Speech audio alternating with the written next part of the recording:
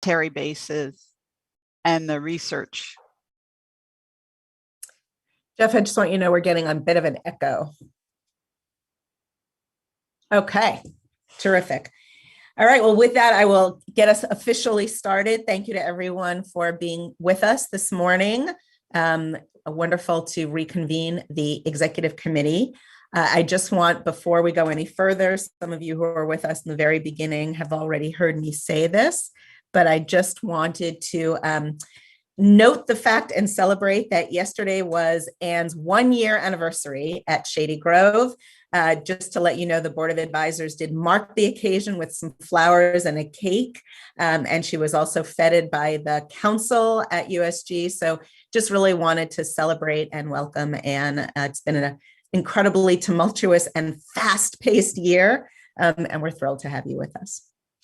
Thank you so much, Shirley. Thank you, everybody. It was a wonderful day and greatly appreciated. And it's been a wonderful year. Lots of good things ahead. So thank you. So I think because this is our smaller team, everyone knows each other. So I will happily skip introductions and we can just jump in. I know people have various scheduled issues, but please try to hang with us as we move through the work. And on the agenda, we have you providing the update first. So why don't I turn to you and then we'll talk about the Board of Advisor Committee work. Thanks, Shirley. I'm going to give an update on the strategic planning process, and then I'll give a quick update on legislative and fiscal issues as well. So first of all, again, thank you all so much for the flowers and the cake and the good wishes. It was a lovely day. My colleagues here at USG were absolutely wonderful. Everybody celebrated. It was very nice. So first of all, in the strategic plan, we are now at the work group phase. We're getting ready. We're finalizing the invites for the work groups. Those will be going out soon. A number of you will be getting invites to serve on work groups, and I hope you will accept. We have about 8 work groups that represent aspects of the flywheel, components of the strategic plan, and a few additional items that are essential, such as infrastructure and operations, and a change management committee as well. So those invites will be going out. We plan to convene the first round of work groups late October or early November. We're envisioning 2 sessions for each of the work groups. Each of the work groups will be given a kind of overarching goal that represents the work of the flywheel. And there will be a series of questions and the request for the groups to identify 3 actionable items in those groups. These work groups are a bridge between the conceptual work and the flywheel, the high-level flywheel work, and getting to the details of the plan. So we see this as a transition opportunity to take some of the big picture goals and start thinking about them in more specific actionable items, and we'll be able to then incorporate that into the plan. As I said earlier, the invitations will go out later this week and we'll be convening very soon. The groups are very representative of all of the many layers of USG constituencies. It's taken a long time to get to the right asks. So again, I hope you all will, when you receive your invites, I hope you'll be able to accept. The plan itself coming out of the work groups will be focused on the next 3 years. And we'll have a 10-year vision horizon. And we will have a shared vision summit sometime in early December, where we'll do some final consensus building around the overall vision, share it with all of our constituents before we put pen to paper and finalize the plan. One important thing that I want to highlight is the close alignment between the work of Shady Grove strategic planning process and the vision and the work and goals set out in the University System of Maryland strategic planning process. At the recent Board of Regents retreat, we had a wonderful presentation from Ellen on the work so far up to date of the USM plan and around enrollments, pathways, the work, affordability, accessibility, innovation. All of these items align well with the work in the USM plan. And we plan to really continue that alignment and to work, of course, closely in partnership with the system in delivering on those as well. So that's where we are with the strategic plan. Let me offer just a few updates on legislative and fiscal matters. So we have a county council meeting that's coming up on later, I think it's later this week. It's on the 21st, and that will be with the Public Housing and Economic Development Committee, as well as the Education and Culture Committee. And the charge there is to kind of report in on some of the programming coming out of COVID and where we are. There will be representation there from USG, from Montgomery College, and from Montgomery County Public Schools, and from Economic Development Corporation, and also from WorkSource Montgomery. We'll also be able to share a little bit about some of the bigger direction and the direction that we're going, share some of the thinking that we were engaged in about what next steps might be as well. We had on earlier this week, we had a wonderful visit from state senators from the Budget and Tax Committee at the BSE building. A lot of thanks to our board members who were there for that meeting. Nancy King, of course, was there. The visit was made possible by Nancy King, Senator Nancy King, our longtime supporter. And PJ Hogan was there, Mike Knapp was there, Kevin Beverly was there as well. So thank you all for being there for that moment. Thanks to the USG team for prepping for that. It was a wonderful tour. It was whirlwind, but it was a chance to share what's happening at USG, USG 2.0, and the need for deeper investment as we move forward. We have meetings with our Montgomery County delegates coming up early in November. And then of course the delegation meeting is on the 15th. We will be emphasizing, our close work with the system to try to activate USG 2.0, the work that we're doing to try to, align with, what's needed in order to activate the strategic plan going forward. And so that's very exciting work, and we are hopeful that that we'll be able to garner the support we need to be able to take the next steps for USG 2.0. And then there's broader discussions at the state level about FY23. And, we wait to find out kind of around 45 to 100% possible restoration of some of the cuts, but that is still a question mark, and we will see what happens there. Next steps for the board. Right now, we are going to be focused like a laser on finishing the plan and activating the plan. The work groups, as I mentioned, are going to be a really important part of that process. I'm also starting, now that we are back in person, I'm starting now to make the rounds of trying to meet individual members of the board. So look out, I'm going to be in touch and asking for coffee and a couple of hours of your time to get to know you better individually and to really understand where you see, where you'd like to make the, contributions, and where we might be able to work closely together on some things, in addition to the broad work of the board as well. I want to emphasize the role of thought leadership and the convening that we've been discussing. Thought leadership will be a really important part of USG 2.0.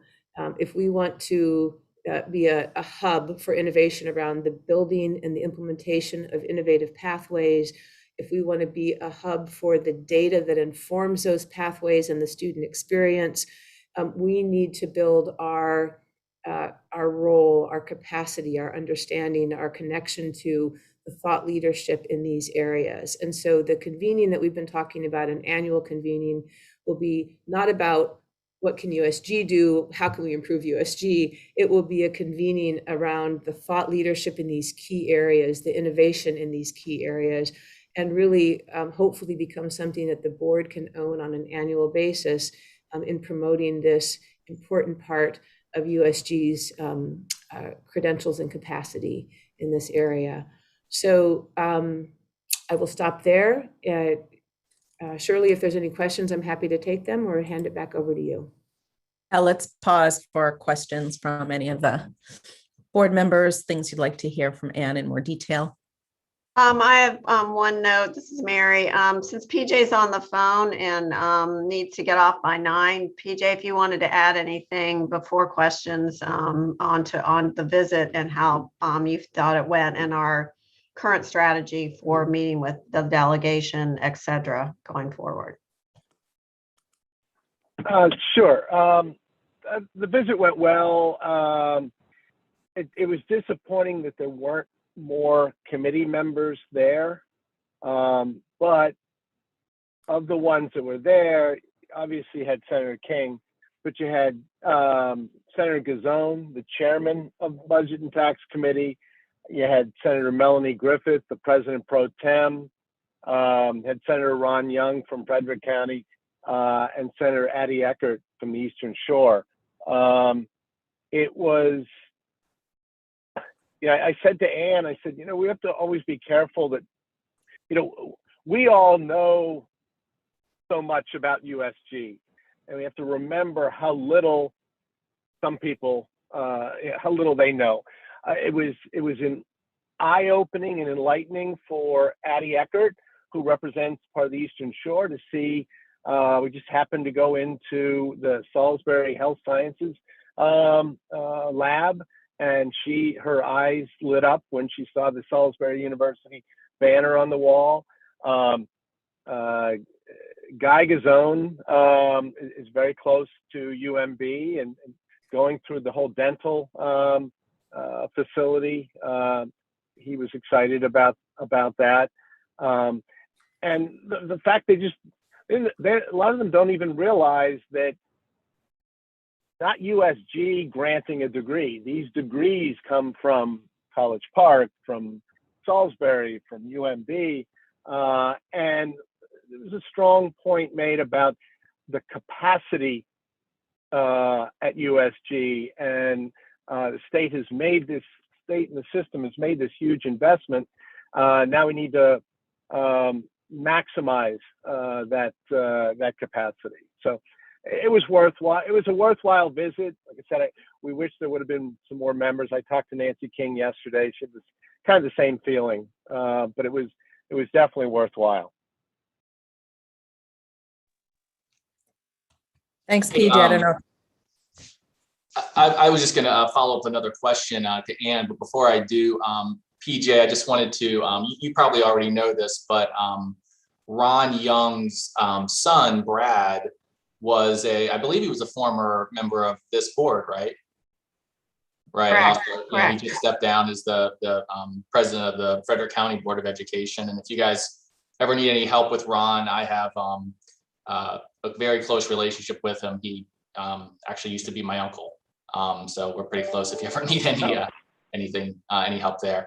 Hey, Ann, I was wondering if you could maybe talk for a moment about, with respect to the strategic plan and all the work you've done and the introduction of the flywheel concept and all these pieces. I'm curious about the degree of alignment and consensus and understanding with respect to the rest of the board of advisors. I'm just curious what their level of awareness and knowledge and understanding and hopefully acceptance is of this. Can you just sort of give a quick update on your impression of that? So we've shared it several times, and we've had a number of board members show up for whiteboard sessions and these things as well. I think, I've had, I think in some cases the awareness is deep and meaningful, and in other cases it still is new. So, I think what I'm trying to do in some of these one-on-one conversations as well will be trying to get a better read on that and get a better understanding of where people are on that.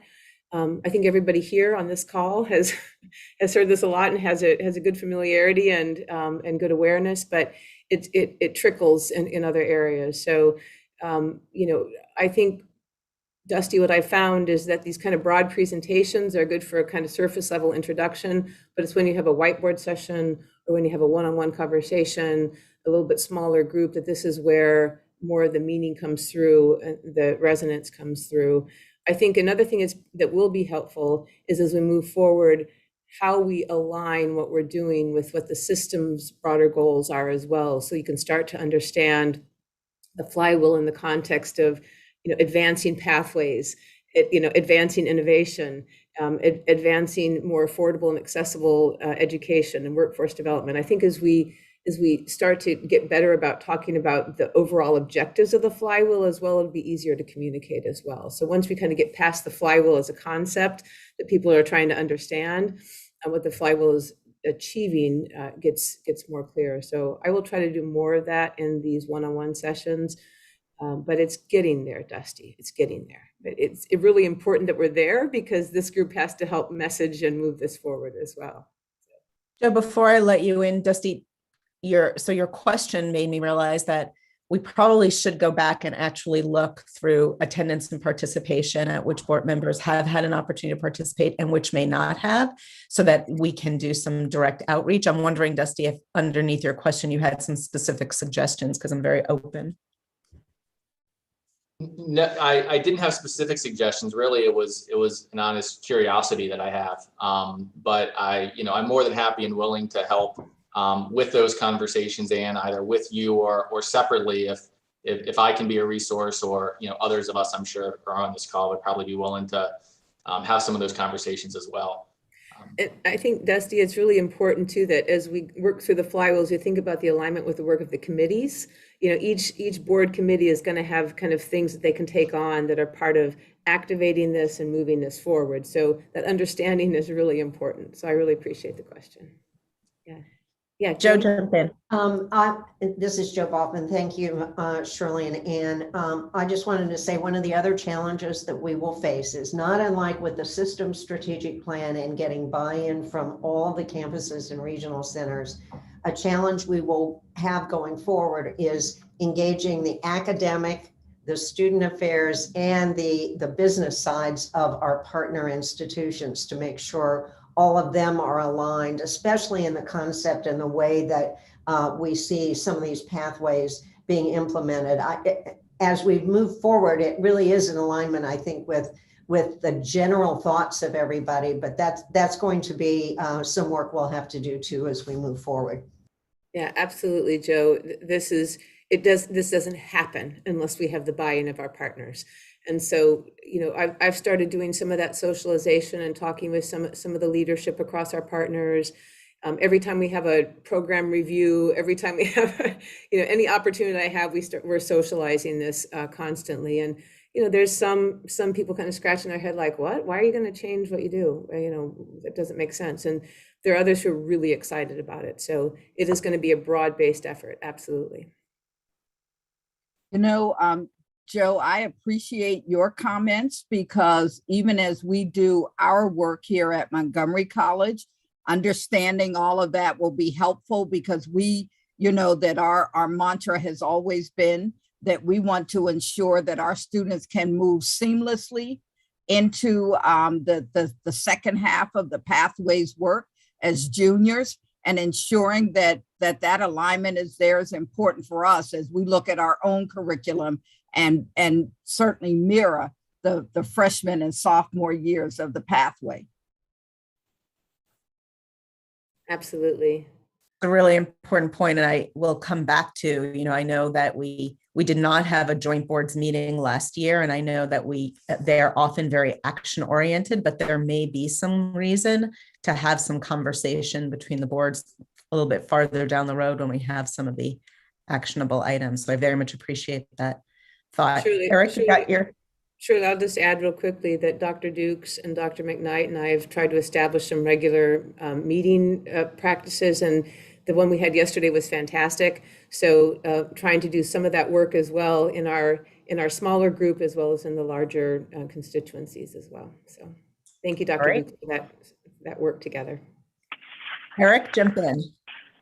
I think I have a pretty basic question. It's about the county council meeting. Could you say a little bit about what was there an outcome that's aimed for in engaging with the council in that forum? Was it an invitation, or is there an ask that you have? I'm not sure how the county council helps with the planning that you have in mind. So the county council has been very interested in what comes next after COVID. And in the March meeting, the county council challenged all of us who were invited to that meeting in March to kind of share what we were doing coming out of COVID, challenged us to say, well, what comes next? What's the big picture? What's the next big thing that we're going to be doing? And how do we address equity more powerfully? How do we address workforce needs more powerfully? And so we came out of that meeting and started working with all of our partners to say, well, what does come next? What's the next educational ecosystem? What's the next paradigm? And there's a lot of discussion and work on that underway. I think there still is a lot of work to go on that vision and what that may look like, but the council is looking for a check-in on that. And they have some very specific questions for us, Eric, on some very specific programs that they fund, I think, specifically for Montgomery College and for MCPS, but are also, interested in how far along we are and kind of the next paradigm. So they don't have a specific ask for us. It's more of a check-in. It's more of a, kind of seeing where we are on this.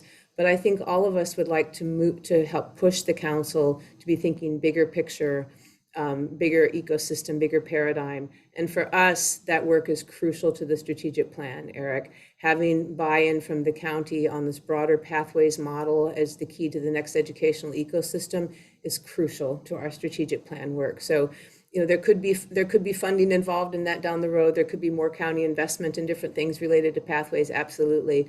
But I think the first step is the county embracing and supporting the bigger vision of a pathway-driven educational ecosystem.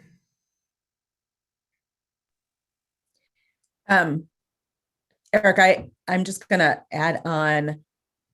We, as the board, have talked about, we're sitting at this intersection, right? And a lot of our work is focused on the county's educational ecosystem, right? To pick up on Anne's phrase, the students that are coming through MCPS, MC to USG, and then they leave us, they go into the world, into the community and connecting with industry and our partners. And they stay not just in the county, but that's where we're serving the region and the state. So in that sense, there's a little bit of a awkwardness, maybe the right word, right? Because we're a state entity, we live under the system, our partners are part of the system, but we really, really, really are rooted in the county. And actually a lot of our strength is through the connective tissue in the county. As Anne was just saying, she's having these very productive conversations with our partners. The system is looking to us as one of the solutions to enrollment. Enrollment comes from within our county and our student-rich county and the pathway through. So I just wanted to pause on your question because I think some of what we need to do with the county council, we're certainly available to answer their specific questions, and we're certainly part of the solution and the recovery. And I think all the information that's going to be shared will be valuable. But I think for us as an institution and for us as board members in our own networking and connections, it's really, I'm going to say raising awareness, even though I know Andy Burness is going to tell me that that's a little bit broad and we need to be a little bit more concrete, and we will, but we need as board members to be thinking about our connections to the county council for them to sort of see the incredible asset that USG is for the county. And candidly, it may need to translate into greater attention and greater investment going forward, because some of the things that we do that serve the interests of our students in the first place, of our region and system, like, for example, the ACES pathway, really is very much serving the students and the community in Montgomery County. And so I think it's just, we need to seize every opportunity to highlight that. And I think that will come up in the work that we as a board undertake now and in the future, and when we activate the strategic plan. But it's a really good question. And I think we as good partners, we respond to the county council when they have questions of us, but we are also going to need to be proactive in engaging with them going forward. My Sure. 2 cents. Anne? Yeah, I just want to add one more thing. Eric, we work with a lot of entities across the county, and for example, we're working on an MOU right now with MCEDC, which is focused on advancing the paradigm, advancing the next educational ecosystem. And it's an MOU with MC and with USG. And, so really trying to, and we're going to be, talking more about how we can use that MOU to, drive, it has to drive the work we want to do in the strategic plan as well. MCEDC has also funded a couple of different initiatives that are going to help us around some of the data gathering and data design efforts. We've got an equity incubator that's underway thanks to funding from MCEDC. So there are different ways we could think about funding there, but I just want to point out that there's a lot happening in the county space in addition to the close partnership with MC and MCPS as well. And when Joe was raising, the challenges and thinking about how we will ultimately socialize the strategic plan when it's at the stage of recommendations, I think the county council is one of our critical audiences as well. And that's a way in which board members can maybe do one-on-one sessions, smaller sessions. It doesn't all have to be in public meetings, but I think it really is important for us to talk to them about it in ways that resonate, where they see and can be inspired by, but also feel the responsibility to support the work. When we had our last Board of Advisors full meeting, and we spent a good bit of time thinking about how we join our collective effort for this, convening a larger conversation in the spring, I also got feedback from some board members about concrete steps that board members can take in addition to support the main priorities. And I think as we, even with the strategic plan still being a work in progress, beginning to think about a rollout, a communications rollout. I know Andy was really helpful as we were planning for the ribbon cutting at the BSE. That same idea that even though it was down the road, we knew we wanted to reach a lot of people. We knew we wanted to engage them. We knew we wanted them to participate. In the same way, we know that when the strategic plan is fully baked, we are going to want the opportunity to talk to a lot of people about it, to help them see themselves as beneficiaries, to help them see themselves as partners, to help them see the value and the energy and the excitement. So I think one of the things that it's not too soon to think about is maybe an ad hoc committee of the board working with some of the team to start to put in place what the elements of a communications plan might look like. Who do we need to talk to, and how will we talk about it? Shirley, thanks for that. I agree a lot. And I think a question that I just wrote for myself that we need to ask is, to guide that thinking, is what's in it for me? Whoever me is. So if we need awareness, so the public needs to know, it's like, who cares? What's in it for me as a member of the public? Or if I'm a business owner, what's the strategic plan at USG mean to me? And I think if we start with the end user, it'll force us to be very clear, practical, and potentially exciting. Definitely exciting. It could be. Yeah. If I'm a county council member, why do I care about the strategic plan at USG? Good question. And the answer is, well, you really should care, and it's going to matter because. And I just think we want to segment our audiences, start with them, not with us. Totally agree. I think that's a really good point. Any other questions, comments at this juncture? So I may take this out of order because I want to piggyback on where Andy just led us, because we came out of the Board of Advisors Committee talking about this convening. So what we're really talking about is some larger community conversation that we hope will be exciting to our community. And I had the opportunity to do a little bit more brainstorming with Roya, who I'm going to invite to join me in this.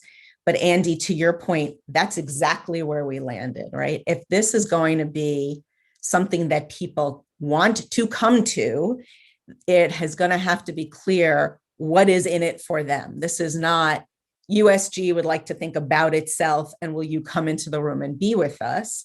This is going to have to be a conversation. We talked about pathways, but pathways really are about really bigger, important questions to the larger community.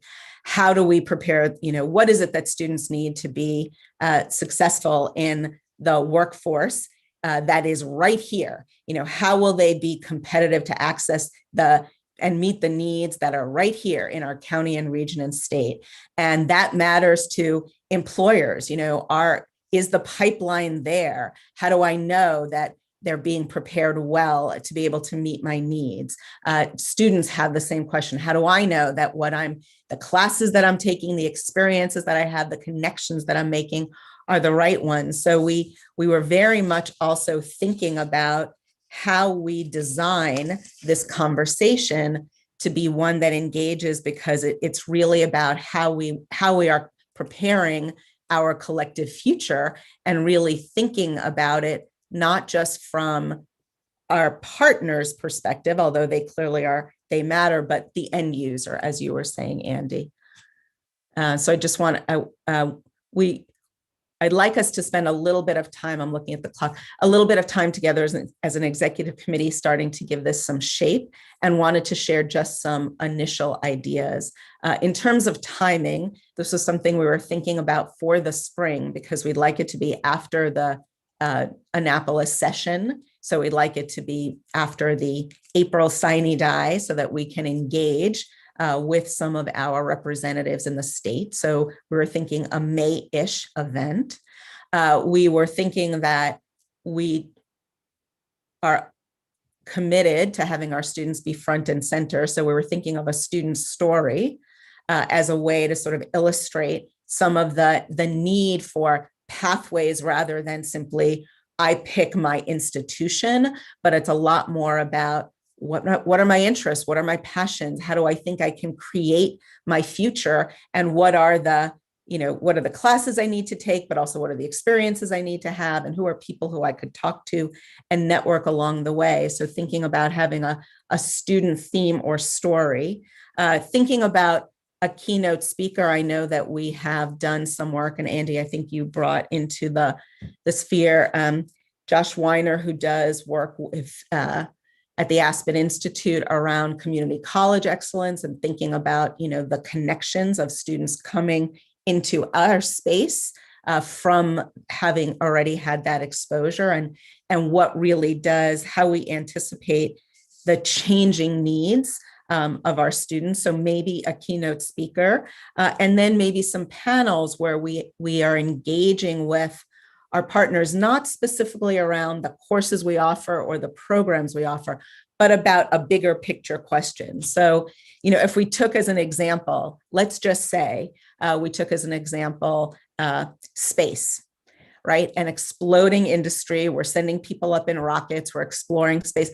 What does it take to be prepared to participate in a space economy? What would that look like? What would a student need to know? How would they want to know it? How would they prepare themselves? What would we think differently about in terms of our offering? So, maybe we think about how people become kind of rock stars in an industry, rock stars in a space industry, and use that as potentially a hook for some conversation. So we're just really trying to think about that intersection where our interests as educators, our students' interests as professionals on the cusp of starting their journey, and our partners in industry and the community, our interests all come together in making sure that we are looking down the road, that we are thinking differently, creatively about what it takes to serve students, but also to prepare them well, and have conversations at a much higher level than simply the degree offerings. I'll pause there. Roya, do you want to share any thoughts before we open it up? Sure. I think you characterized it perfectly. At a macro level, fellow board member, we've been spending a lot of time talking about, our fight for survival, our partnerships with the, partner institutions, the community we exist in, the economic development aspects, and trying to bring that all together in this, message of the Board of Advisors and USG acting as a convener. So I think the event, and obviously we're open to suggestions on how we lay it out, is really intended to imply the mission that we've been talking about for so long. So, Anne mentioned it last time as well. How can we make an event like this so enticing that it is essentially USG's annual Burning Man or annual TED Talk or annual fill in the blank? We want it to be something that is less about USG's perspective on the world, but that people come away from it saying, wow, I really learned something. I really got something. This event spoke to me and served my mission or my objectives. And so, I found the brainstorming session with Shirley, coming from her experiences and her expertise, and then mine really kind of hyper brainwashed my industry, if you will, thinking about, what would I get out of an event like this? So Andy, I think you said it spot on. What is it that people get from coming together and being part of this conversation, while we also establish the why USG kind of indirectly? It's less about an insular conversation. It's more about big topic, change in the community, and how do we identify the right stakeholders in the panels so that they have something to bring to the table. Eric, I'm going to pick on you for a second. So as a government business developer, the dream state is that we demonstrate partnership with our government partners to say, we understand where the government's trying to go, and we have the solution that's going to solve their problem, and we're going to make this a long-term thing, and it's going to be beautiful for 10 plus years, whatever. If we can create an environment like that, where stakeholders are coming to the event and they feel like they're meeting with their stakeholders, constituents, clients, whatever, and participating in a conversation that is important for the success of whatever they're working on, I think they see benefit of why they're showing up. It's not, I'm coming to USG to learn about USG.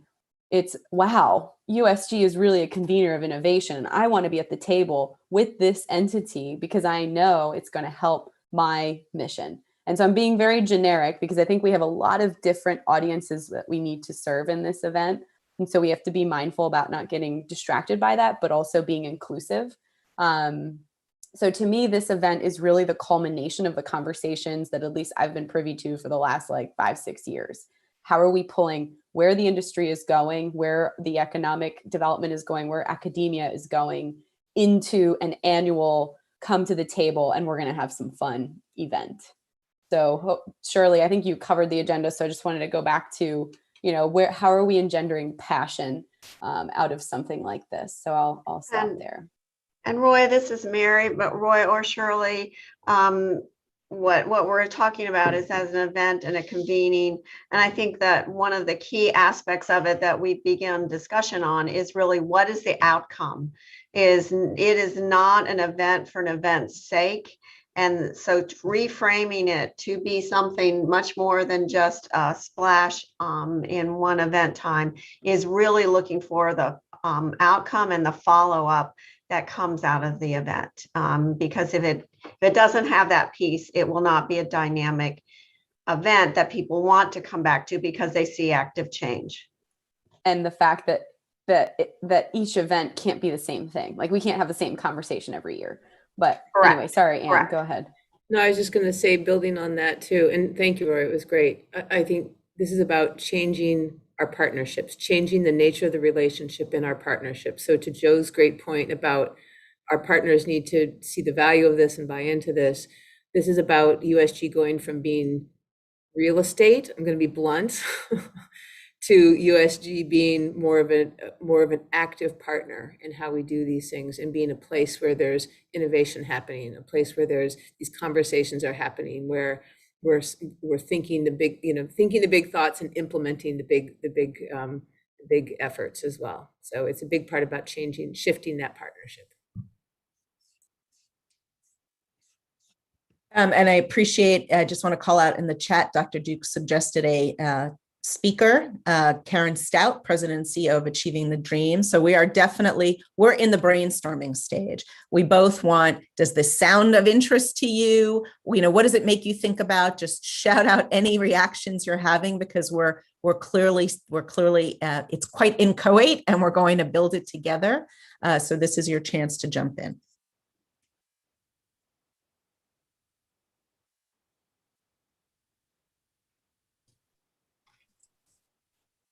Michael? I'm struck by the earlier comments about emphasizing that USG is an institution of the county, even though it's embedded in the statewide institutions and the like. And I feel sometimes that it's not really appreciated and recognized as being of the county. Its name is disconnected from the county. Its location, it is real estate in a certain sense, as Ann just indicated. So I don't know quite where to take this other than to say, I would hope that this kind of a project could be done in a way that engages with the county rather than engages with USG, in a sense. How do you get it out of the buildings and out of the sort of formalities of the relationships with the other institutions to reach different parts of the county and begin to get some sense of county ownership of this institution, community level ownership. So we're thinking, Michael, to your point, so thinking about the outcome, the follow-up, and who we want in the room, we very much want to have more of the county participating to see this space and this conversation as very connected. And I'm not sure where the room should be. Interesting. Say more about that. Well, just that whether this is an event bringing people to USG as a place, or this is taking USG out of its place and connecting it with a wide variety of elements within the community. I'm saying that in the abstract and not in the concrete, but it has struck me all along in these conversations that there hasn't been enough sense of kind of outreach and well, I don't mean outreach in the conventional sense, but of placing of USG within the elements of the county. I mean, I've been in the south part of the county, Glen Echo area for 40 years, and I never even heard of USG. And the answer wouldn't have been to invite me to go there. Well, so I think, oh, sorry, go ahead. I think you got to be a bit careful there, because again, part of what we're dealing with here is trying to have the relationships that we have with our partners in the university system to be stronger and recognizing us as an asset. If we're pulling away saying this is more important, we recognize what the work is, and that the focus of Montgomery County being always we're the biggest county in the state. We've got the most wealthiest county in the state. We have to be real careful, I think, about how we, just a word that just comes out, our arrogance sometimes gets ahead of us in terms of how we think about these relationships. And I think we have to be careful, because I think the importance right now is we've now got new leadership at the system level at universities that we want to be a big part of this. We want them to believe, because it's true, that they are, if we don't have the programming from those places, we don't exist. And as much as Montgomery County would like to have a 4-year institution, which I think it deserves, this is probably one of the real avenues that we have to pursue in terms of accommodating and getting that. So I think we got to be mindful of that. So Kevin, I think it's a great conversation. You raise a great point, but I think the question is, it gets to the dynamic of who decides. Okay, let's just put it on the table, right? Are we an institution where our partners decide we're going to offer these degree programs and we're going to use your rooms and your buildings to offer them?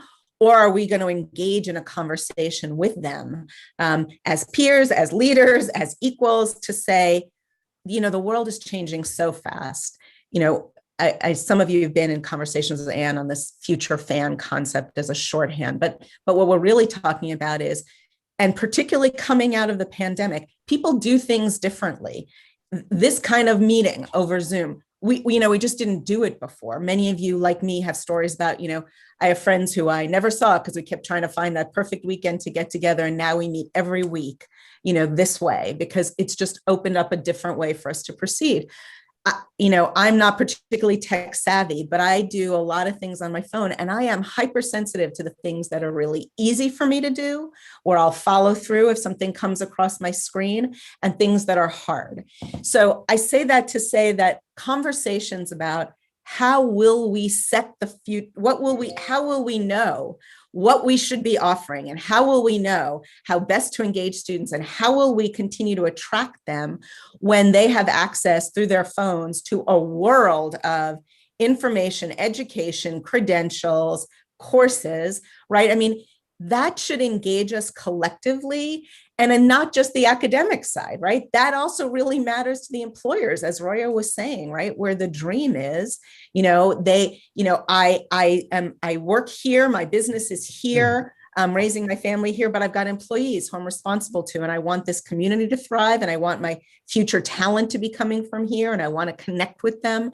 So we're really trying to think about this event in terms of bringing people in around that kind of connection. Right. No, I get it. I just mindful of, in order to, the balance is, you're right. The balance over time has been fairly one-sided, and we're trying to get to even, and then to be recognized as a leader in some of these areas that we believe we are very good at in terms of the populations we serve. I'm just mindful of trying to get to even, so that we are able to actually have a voice and make these points and opinions without.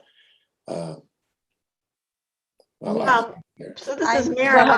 Hold on. Sorry, Michael Pretty just had his hand up. Oh, sorry. I didn't see him. I was just going to say what's fascinating, and kind of Roy touched on it a little bit. The federal government is a bulk of their money goes to grants. They go to grants to higher education institutes to study problems or challenges. And the researchers that go to those institutions tend to live and stay in those areas. If you think of the Raleigh Triangle, you think of Silicon Valley, you think of Boston. And so Johns Hopkins gets it. They have $7 billion worth of money. Montgomery College Park gets over $1 billion worth of research money. And so, what's happening is Montgomery County is training a lot of people that are going somewhere else. And it's a huge issue. I know Eric Lynn knows a large portion of their budget goes to grants. And those grants typically are run through higher education institutions. So I just want to stop for a second to say, if you're going to connect workforce, our county council and our county have to get very smart about how we approach this next USG 2.0, because that's where we really want to be. If you can't set that up, it's very difficult to be able to get those grants, and it's very difficult to get those higher education institutions to invest in your county. So I just think you look at FDA. You look at NIH, which is obviously very connected to the bio side. You look at some of the other health initiatives in this area, even up in Frederick, that has a lot of research. So I think we kind of sometimes forget that we have this very, very large group of people that we're educating, but they tend to go somewhere else for that research. So that's all I'll say. Mary, you wanted to jump in? And then No, that's fine. I'm fine. I think Mike's point was well made. Yeah, I think Mike's point is really important. And it brings me to thinking about kind of the Silicon Valley, or the Harvard Cambridge corridor. A lot of times you need that institution that's right there, that drives a lot of that grant giving, that creates that kind of space. And here in Montgomery County, we have 9 wonderful partners who offer degrees here, but it's a very dispersed kind of thing. And there's not that kind of commitment to thinking about USG as a place where some of this can happen. And so to Joe's point about our partners needing to see USG differently, it's an opportunity, it's not competition. And it's an opportunity to grow and expand and do some new things that we can't do in our individual campuses necessarily. And I'll add really quickly to that, Ann, that you have to have the business community, higher education, and your elected leadership all kind of in the same step.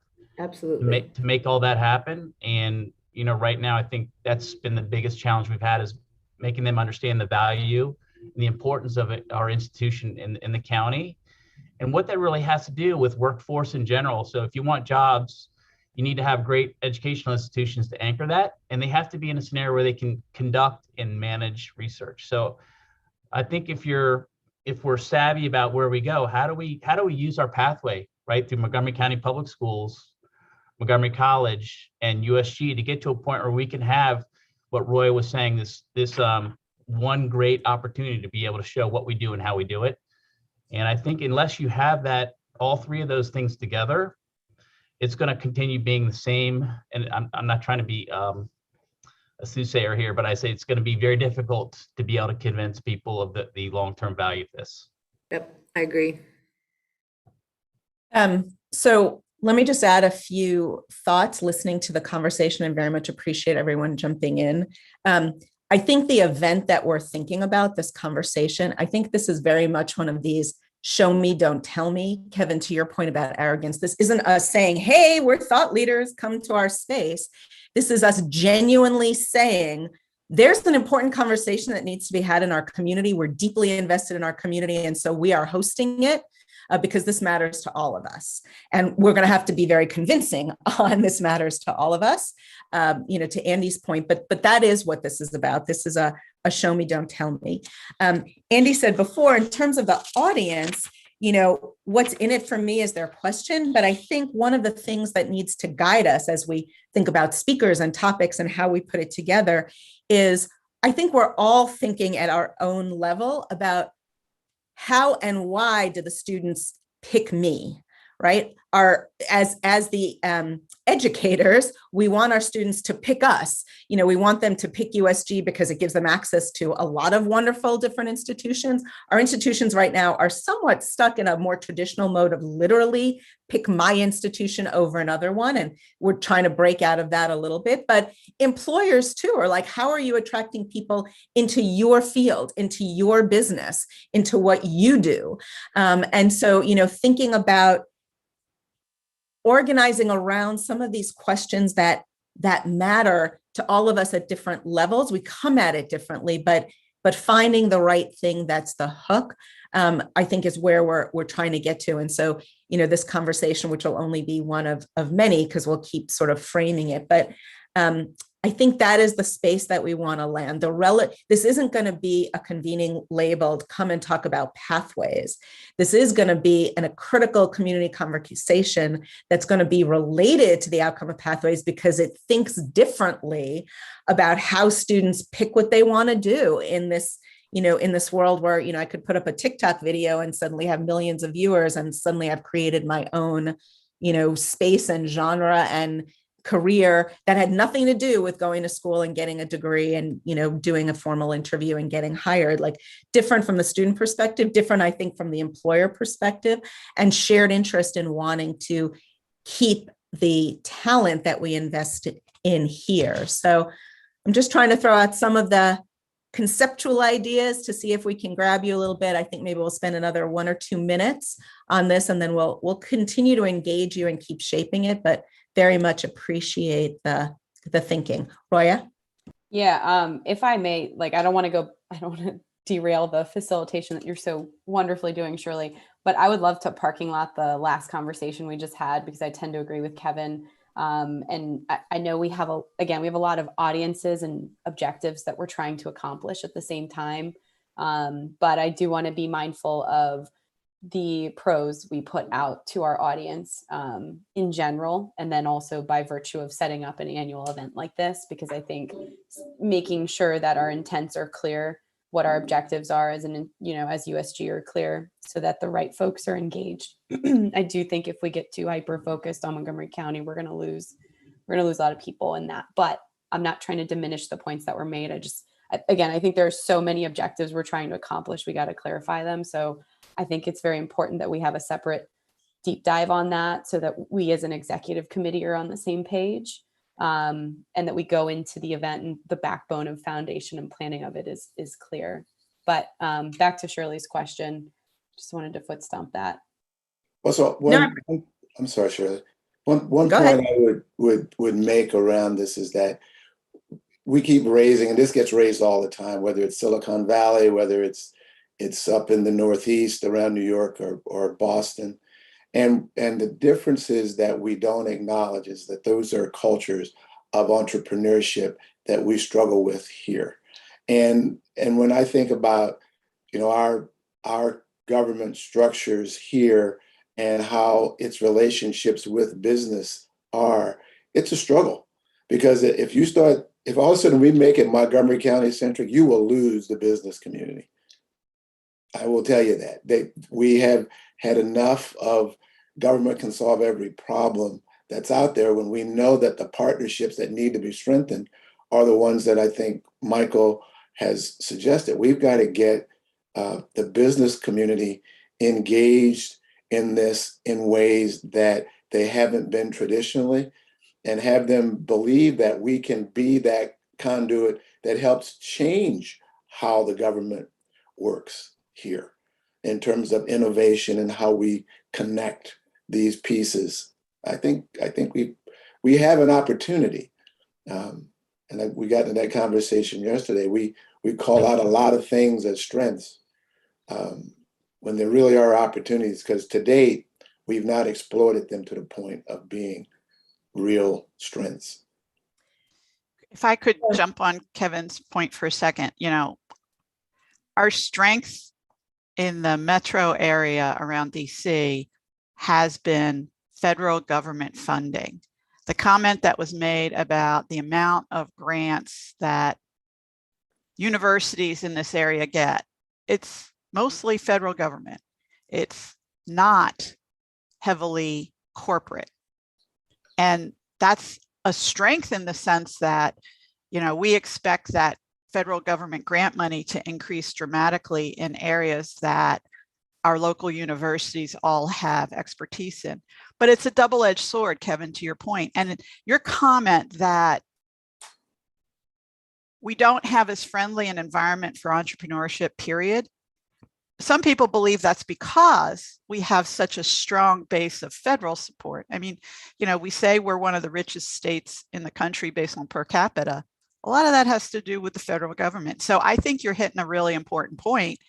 How do we maintain that strength, but somehow build kind of side by side the ecosystem that's necessary to better support entrepreneurship in the business community? And there's any number of studies in Maryland that talk about not just kind of the laws and regulations, which is an important part of it, but the fact that we don't even have enough business people that know how to fundraise, that know how to take a company from the basement startup right through to, kind of C round funding.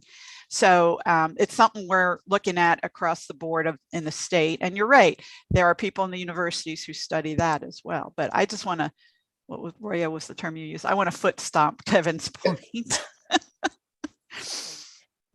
So I'm appreciating the foot stomping. And I think before we transition to some of the other Board of Advisor work, I'm really mindful of this theme that we keep coming back to, which is that we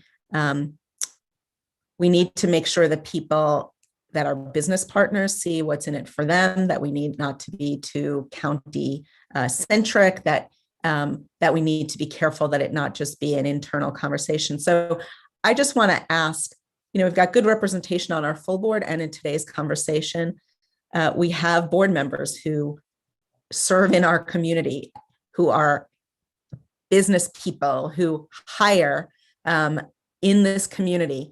I just wonder whether, if we pause for a minute for you to share one thought on something that would be of interest to you as we're talking about this, whether it's a topic, a speaker, a way that we frame it, a question that you think you're hearing, maybe in the worlds that you travel, there are conversations that we could connect to here that would be a hook. But if you have any just high level brainstorm thoughts about what is the hook, what would get industry into the room, I want to just pause for any thoughts on that. Well, I could just piggyback on probably one of our most successful programs is with Adventist Healthcare.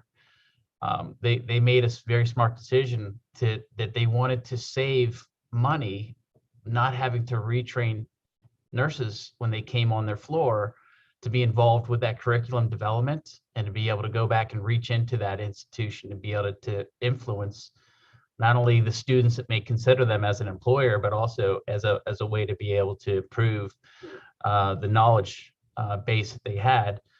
And I would say there's other really large programs that are also in our area. Certainly, I know UMES and hospitality. I haven't connected on that recently, but there was a really strong tie-in with with Marriott, who literally would cut strawberries. William Marriott Jr. would show up and cut strawberries in the kitchen back there. So I do think there needs to be the deans of those programs need to be very involved. Just speaking personally, we work very closely with the dean for the University of Maryland system, and we probably hire, I don't know, 8 to 10 students a year from USG. And I always ask the dean, like, okay, I want this special sauce. I want somebody who's smart. The lights are turned on. They're inquisitive. They're compassionate. And so I always look specifically, and I kind of in around some of the regular career development programs that USG has, and Mary knows this.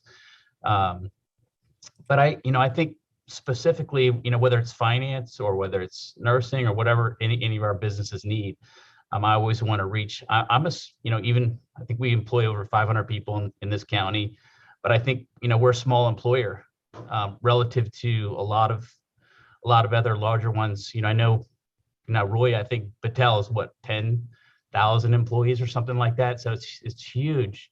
So how do we get Sodexo it's huge in our county. How do we get Marriott or some of the other entities for hospitality? How do we get them involved in the programs? How do we get these large government integrators that are actually winning and growing these grants? They're taking them to other universities. How do we do that? And it's not an easy answer, because I think you have to connect, as I said before, the county, and regardless of whether it's PG County or the county, has to be savvy enough to be able to understand the value of that educational institution and the partners that are involved. Thanks, Michael.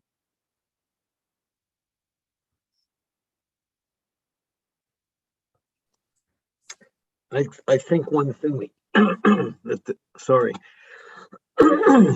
USG demographic offers is diversity in who employers can hire. I know that this is a topic across businesses now. It should have been 25 years ago, but it certainly is now. And I know my company has a couple of targeted programs with USG, because I'm looking to bring in as many people of color and as much diversity as I can into my company. And I'm sure I'm not alone in that. I think that's a real selling point. It also butts up against the concept of equity, which needs to be clarified. But I don't think any forward-looking institution today doesn't have its own sort of way of talking about and acting on equity. And if they don't, they're not going anywhere. So I want to put that out there. Appreciate that. Okay, so what that just prompted for me was the diversity you want to hire is right here, right? That's the message that we are trying to get out. And it may be that there's just going to be legwork before we have a conversation. It may be that we can't jump 2 steps and expect that employers are going to want to come into conversation with us when they don't know who we are, even if we're not the central message, even if this doesn't come talk to us about USG, even with us as hosts, if that's not enough of a draw, because they're like, who are you, right? To Michael Brentnall's point before, like, why am I coming onto your campus even? It may be that some of the work that the Board of Advisors needs to do is a little bit of a, pre-connection to let employers know, we have these, we're training students right now in this. It's wide open what we're going to do in the future. And you might have some thoughts about that, which is why we'd love to have you in conversation. And you should know that the diversity you want to hire is really right here. So just dropping some seeds. I'm sorry. I was just going to add one more thing. And this goes back to my days when I was board chair. Mary Lang knows this quote really well, is the students that are graduating from USG are work ready. And they're work ready because they're not entitled. They come from a scenario where they're working 2 or 3 jobs. They may be a single parent. They're in a scenario where they've already had some of the challenges associated with life. So when they get an opportunity and they're going to finish that, that's why our completion ratio is so high. Those students, when they hit my floor and they start working for me, they're outshining my old guard. They're pushing them, and so I just think that's also why I typically go to recruit from USG. I mean, I could recruit from University of Maryland. I know some of the deans that are there, College Park, I should say. But I tend to get students here because it's taken them a little bit longer. They're working a second job, but I'll tell you what, when they hit the ground, they're ready. And I don't know how you would quantify that in a more tangible way. You have to just experience it almost. Well, I think both of you are touching on points that are exactly what are the strengths in the strategic plan for Shady Grove. Pathway, getting more of those diverse students into a higher education pathway. And secondly is all about making them career ready. It isn't just using their natural talent, which they have, as you're saying, Mike, they have grit already, but really giving them the soft skills, I'll call them, but really career ready competencies to be that workforce of the future. So those are two key pieces of the strategic plan that Shady Grove's putting together. I would also hit on, Mike, your notion about entrepreneurship. One of the key elements of bringing businesses has been, from my understanding, a lack of capital investment dollars or investors in the county to put together capital to allow entrepreneurs and businesses to grow. I think there's more effort now being made in the biotech industry that I think Shady Grove could help bring pieces together in terms of moving that along and really growing businesses. So I think that's another key element as well. Mary, one of the things we're doing through the economic development work at the system level is we're trying to size the need for startup through Series A in terms of funding for the state. And one of the things, and Kevin, this is why I wanted to foot stomp your point, the fact that that number isn't readily available already is, to me, a marker of one of our problems. We are gathering lots of data to try to put an estimate together, because the last time it was done was 2017, and the world has changed dramatically in the funding world. So so if any of you know of a source of authority on what is that number, please let me know, because we've been turning over every rock we can find, including talking to JHU, who did the last study in 2017. So I have a quick question for Ellen. You kind of have this perfect microcosm of in-person training. I know with pandemic set that aside, right? But then you also have the university's system, the all online variety of it. And what's unique about USG is it's really a perfect hybrid. It's very, very close to the model that I think all schools should be thinking about adopting, because you have the ability to be able to be flexible enough for students to attend, financially very frugal from looking at the differences between going to maybe another institution, being able to live at home and be able to work here, and also having the flexibility. My question to you is, can we leverage or use what USG is doing now today well, and can we work with the system to be able to say, hey, this is something that's not just a piece of real estate. It's really a model that really we should continue looking to adopt. I think from a survival perspective, there's a real story there, and I think that we really should be able to work together to be able to make that so this is considered not just a regional center, but an educational center that's going to be offering higher education. I wonder if you could talk. I'm talking too much, but could you answer a little bit about how you see all those different models working or coming together? And certainly, Joe and I are partners in the strategic plan. I think, and Shirley, I know you mentioned something even before I got on about an update on the USM strategic plan. I think, Michael, what you'll see should encourage everyone on this call when it comes to the goals we have for moving from, and I'll just give you one of the moving from what we are today to what we intend to become. Moving from, and does this sound familiar, an institution program-centric system to a learner, notice the change in terminology, not student, learner-centered institution or entity. So we have a number of statements like that with then goals underneath of them. And on the academic side, certainly Joe is leading the whole system around how we're going to get there and what it looks like and so forth. So the answer is a resounding yes, Michael.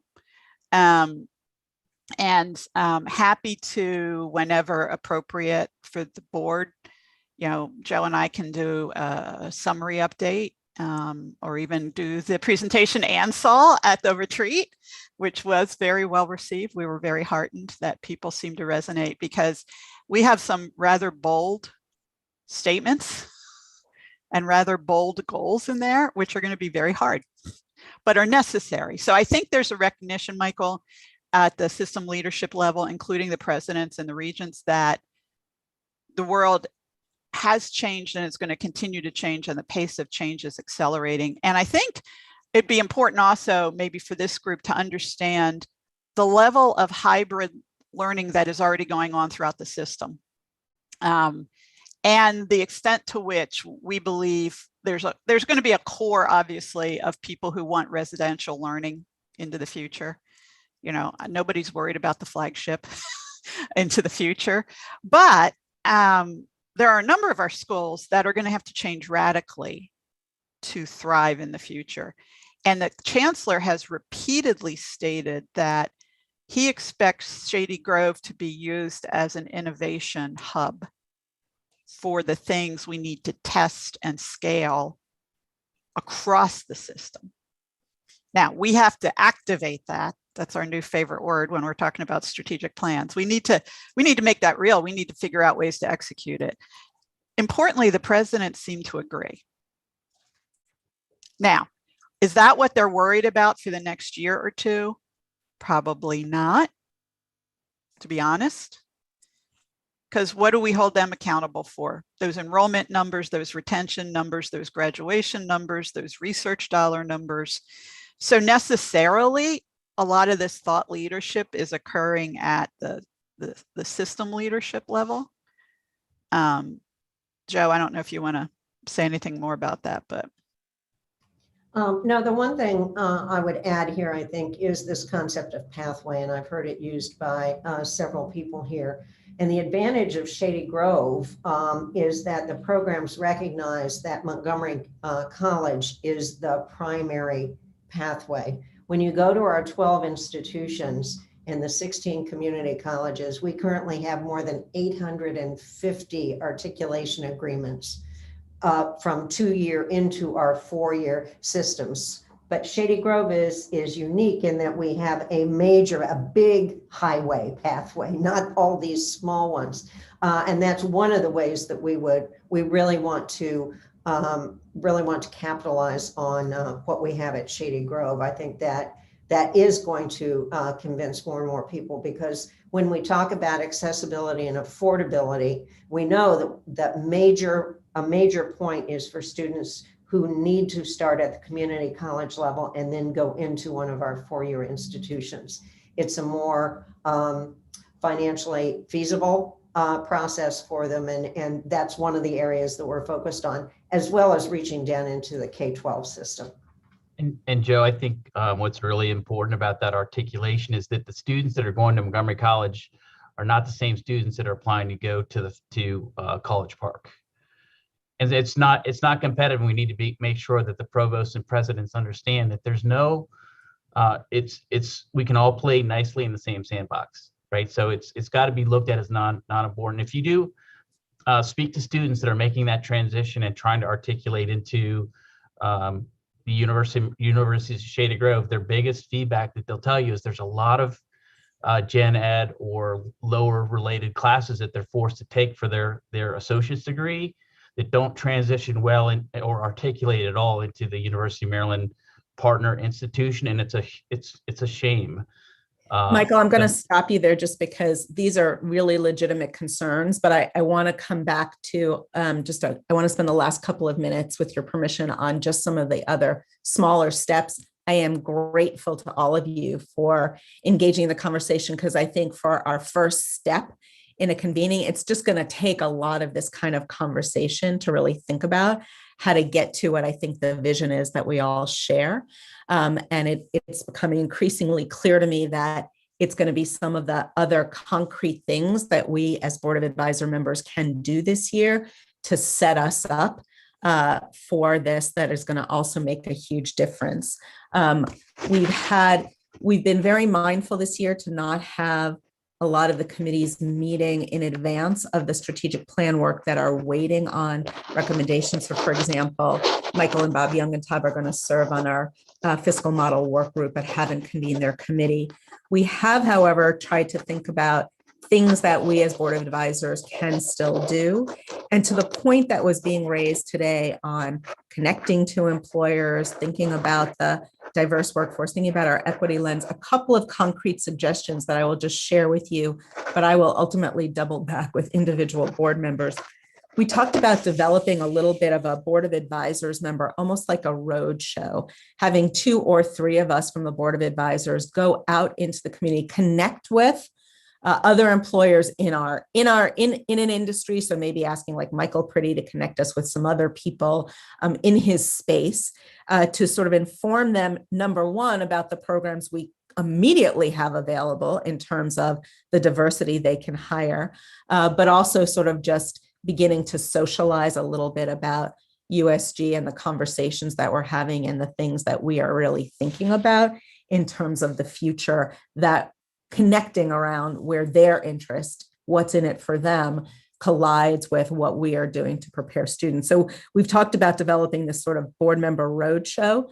We are asking our newest Board of Advisor members, so we have AstraZeneca and BioRegenix, to, as they come on the board, to invite us into their own places of work. How do we socialize within their own networks, their labs, their researchers, their scientists, thinking about, number one, having them know more about why their C-suite level people have decided to serve on our board, but also really starting to think about clinical placements, opportunities, experiential opportunities for our students along the student educational time that they're with us, to make those connections, because the need for clinical placements, particularly nursing, social work, pharmacy, IPE, the need is huge. So how do we as Board of Advisor member leverage our own connections and networks in the one-on-one, two-on-one to begin to have the kind of conversations that are going to lead us in that way? So those are some of the things that we've been thinking about that are things we can do now. We can do those as individual board members, we can do them in small groups. The Student Success Committee has also been thinking beyond the mentoring that we do very successfully with our Kendall scholars, of setting up a sort of career consulting opportunity that may not be quite as high touch. It may not be the deep relationship one-on-one, but creates connections for students to have with Board of Advisor and other members of the community, where you might be able to just have an informational interview and then maybe a follow-up phone call about what is it like to work in your field? What are the skills that I would need to know? How did you choose it? What are you looking for in your hires? So Steve Hull and Dan Cochran are going to put together an invitation to us as the Board of Advisors for our participation, but also us reaching out to maybe create this kind of career consulting network to supplement, not to do away with our mentoring, but to create more ways of connection. And I'm mindful, particularly the students who are in their second year with us this year. Last year was entirely virtual. Some of them are now coming on campus and connecting to our resources, but they have really missed the benefit of the touch that you get by being a student at USG, and how do we maybe offer some opportunities. And the Board Engagement Committee, which has continued to meet, we've talked about how we build the pipeline for the Board of Advisors, because what we can bring to USG is our network, our connection, and how we, I'm going to borrow the phrase of the day, activate those, in service of both our students, but also USG as an institution. And so we've talked about, for the Board Engagement Committee, again, starting to reach out, having members of the Board Engagement Committee think about who do they know in their world, in their professional space, who might really be interested in what's happening here. Michael, to your point, who's being trained here and what are the skills they have, and maybe just sort of hosting a come on to our campus, have lunch at BSE, meet a small group, just to start to vet and build almost a pipeline of future members of the Board of Advisors. We did, in our recent bylaws update, create more space, but we need to think about how are we reaching out to people, to think about who might really be energized by and inspired by the work that's happening here, the students that we serve, the opportunities for the future. So wanted to share with you just a little bit of those things that are happening. And I think that we'll be really mindful of smaller steps that we as board members can take right now that set us up well for the work that we want to do together moving forward. With that, I'll stop. Any last comments or questions for the good of the order before we adjourn? Anne? Shirley, I'll just say one big takeaway for me today and something that runs throughout the strategic plan: 74%. 74% of all the students in higher education are non-traditional students. They are married, they are working, they're looking for education in different ways. They have children, they're paying for their own education. They're first in their family to go to college. These are our students. This is what we've grown to, we've gotten really good at this over 20 years. We can get better at it. And focusing on this group of students, this is what USG 2.0 is about. When we talk about what the pathway should be, we talk about entrepreneurship, we talk about engaging the business community. We cannot figure out how to serve those students alone.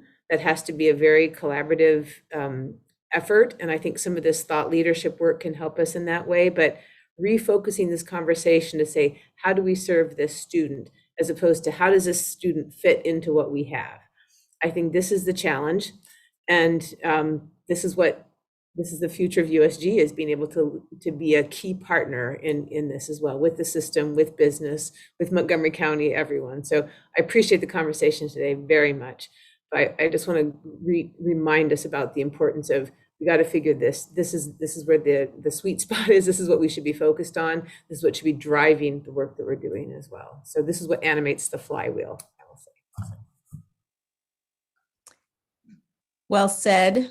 Thank you all. Very, very much appreciate your time and participation. I'll be reaching out to individual committees to think about the steps that we can take right now in service and as we plan for the future. And if you have thoughts as you leave this meeting, things you'd like to share with me, with the other officers for us to put on the table, please do not hesitate to reach out. And I hope everybody has a really great and productive day. Thanks, everyone.